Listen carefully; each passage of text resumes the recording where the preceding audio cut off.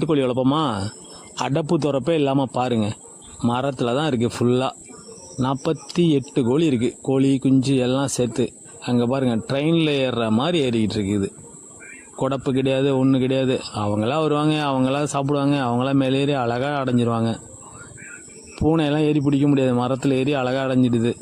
குடப்பில் அடைச்சோன்னு வச்சுங்களேன், அந்த தொற்று வியாதி அந்த மாதிரி கழிச்சல் அந்த மாதிரிலாம் வந்துக்கிட்டே இருக்குது. ஆனால் இது மரத்தில் அடையிறதுனால நமக்கு எந்த பிரச்சனையும் கிடையாதுங்க. அவங்களே இறங்க போகிறாங்க, அவங்களா போக போகிறாங்க, அவங்களா வர போகிறாங்க. நமக்கு அடப்பு துறப்பு எதுவுமே தேவையில்லை. வீட்டில் புழக்கடை கோழி வளர்ப்புக்கு முடிஞ்ச அளவுக்கு மரத்தில் ஏற்றி விடலாம்.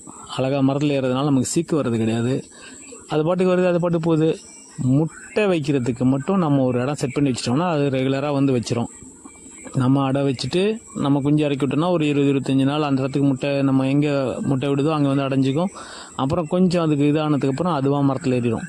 குஞ்சு ஏற அளவுக்கு திறமை வந்துடுச்சுன்னா அதுவே அழைச்சிட்டு அதுவே ஏறிடுவாங்க. பாருங்களேன், அது பாட்டுக்கு அது பாட்டு ட்ரெயின் போகிற மாதிரி சிக்கு புக்கு ரயில் வண்டி போல் அது பாட்டுக்கு போயிட்டே இருக்கு. பாரு, எதை பற்றியும் கவலை இல்லை. 5:30 மணி ஆச்சுன்னா அது பாட்டுக்கு டான்னு இருந்துருவோம். காலையில் பொழுது விடிஞ்சு 6 மணி ஆச்சுன்னா டான்னு அவங்க பாட்டு இறங்கி வந்துடுவாங்க. நமக்கு அடப்பு திறப்பெல்லாம் இல்லை. என்ன இதில் ஒரே ஒரு ப்ராப்ளம்னா, பொசுக்குன்னு நம்ம அவசரத்துக்கு யாரும் விருந்தாடி வந்துட்டால் பிடிச்சி அடிக்க முடியாது, அவ்வளோதான். நம்ம அதுக்கு தகுந்த மாதிரி முன்னாடி நைட்டே பொழுதோட்டு பிடிச்சி வச்சிட வேண்டியது தான்.